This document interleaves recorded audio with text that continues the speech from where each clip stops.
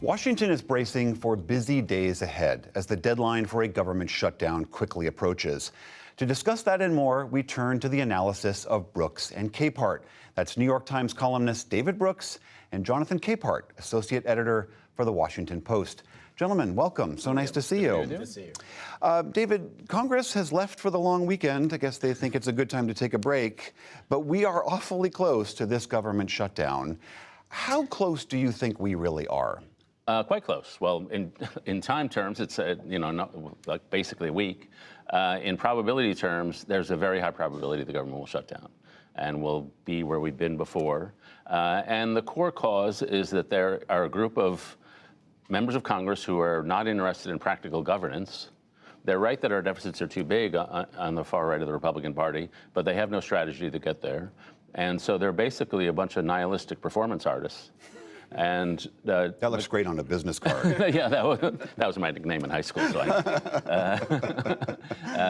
and so Speaker McCarthy has to decide what to do.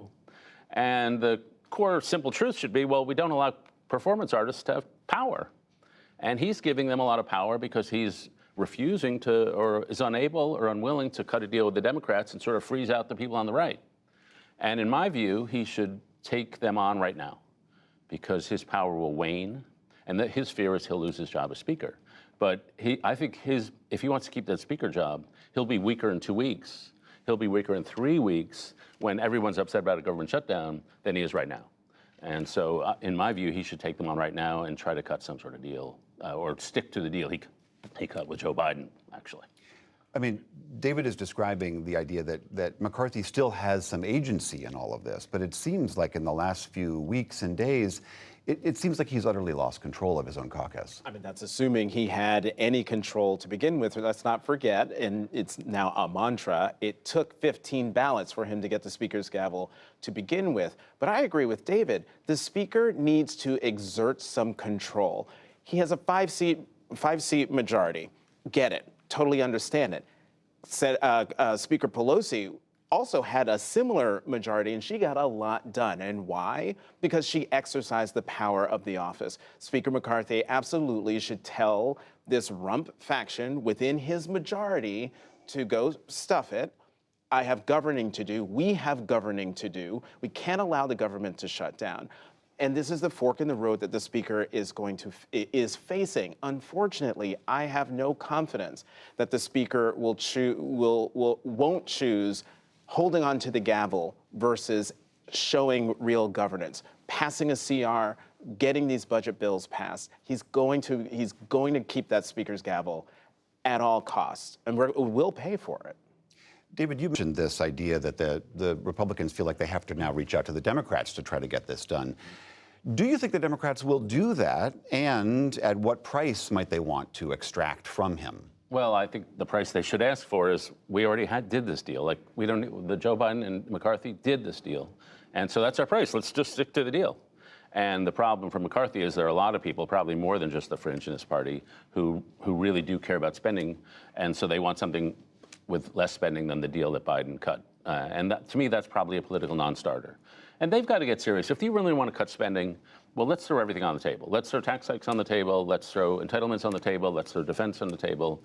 But thinking you can make some big spending reduction just with this, what they call non-defense discretionary spending, this is crowd cuckoo land. So they're just not serious. I sympathize with the idea that our deficits are too big, but they're just not serious.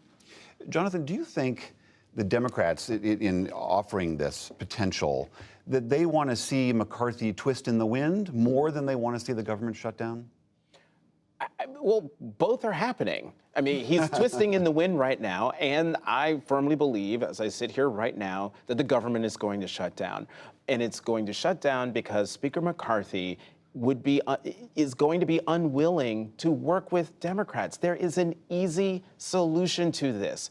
Work with Democrats, come up with a bill, and then have that bill pass out of the House by huge numbers, thereby sending a signal to the Senate, but also to the rest of the country that you know how to do the job you were entrusted with. I want to turn to Ukraine. We saw President Zelensky here again pleading with America's leaders to come forward with more aid. And he's arguing basically that this war hinges on our morale, which he says they have in plenty of supply, but Western aid. And we saw that he really got a frosty reaction from Republicans. McCarthy wouldn't even have his picture taken with him. Is this skepticism within the GOP really growing? Tremendously, yeah. I mean, if you had told me a year ago that the Ukrainians would be like totally still in it and they're the ones who are actually suffering, and that Western Europe would be strongly supportive, no wavering there, and that the wavering would be in the US and in the Republican Party, I probably wouldn't have believed that, but that's exactly where it is. There's always been a rump of people in the party who just don't want military, don't want support. They don't think Ukraine's a strategic country. They have their reasons. That number is maybe doubling, maybe going up by 50%. Nobody knows exactly, but it's significantly eroding. And so that's happening. And at the same time, on the Democratic side, there's a big and I think important debate. Should we admit Ukraine into NATO? And the hope is that if we admit them into Ukraine into NATO, Putin will not want to attack a NATO country, and that will prevent a forever war. And so the two parties are going in very different directions, where the Republicans are just walking away, and some Democrats are saying, no, we need to get more involved in Ukraine politically and give them this alliance so they can stand up to Putin.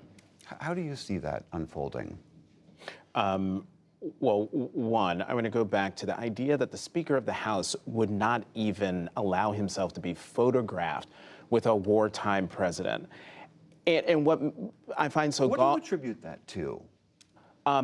fear of the far right in his caucus that are clamoring for defunding Ukraine, along with a lot of other things that they want to do. That's what I think that's about. It all goes back to the shutdown. But the other thing why I find that move so galling, as Speaker, he is number 3 in line to the presidency, which automatically makes him a statesman. And so you have a wartime president coming to this country begging for our help and our continued support, and he won't even show him that. I mean, thankfully, Senate Minority Leader Mitch McConnell and Majority Leader Schumer and the president showed him America's resolve. But I'm with David. I am astounded. I'm old enough to remember when the Republican Party was about standing with allies, bolstering the Western alliance, and particularly a country where the battle is between democracy and autocracy, and if they lose, then the whole enterprise, the whole experiment that is democracy would be on its last leg. I mean, do you see it that way as well? Do you think that, as Jonathan is describing, that the graybeard, so to speak, in the Republican Party will prevail and keep America funding? I think so. But if you're Vladimir Putin, you're looking at this and thinking, I'm going to keep fighting because they're weakening over there. And then I'm thinking, well, I'm definitely going to keep fighting till November of 2024, because his best hope of victory is not anything that happens on the battlefield in Ukraine. It's Donald Trump getting elected, in which case he's going to do very well in this war. And we should say in both these issues tonight, the budget deal and in Ukraine, Donald Trump is the 4-time indicted elephant in the room. And he's been saying, don't cut a deal, and he's been saying, we got to get out of Ukraine, and the rest of the Republicans are looking at him. David, before we go, I want to ask you about this tweet that you put out this week where, and we can put this up on screen, you posted this tweet that showed dinner that you were having at an airport and that it cost $78. And you wrote, "This is why the American people think the economy is terrible." You got roughed up a little bit online about this, but I'm just curious more about what you were trying to convey with that. Yeah, well, first it started out hatched in my mind as a joke, because if you looked at what I was eating, it was bourbon and a very fattening hamburger and fries. So it's delicious dinner. I can't afford to make bad lifestyle choices.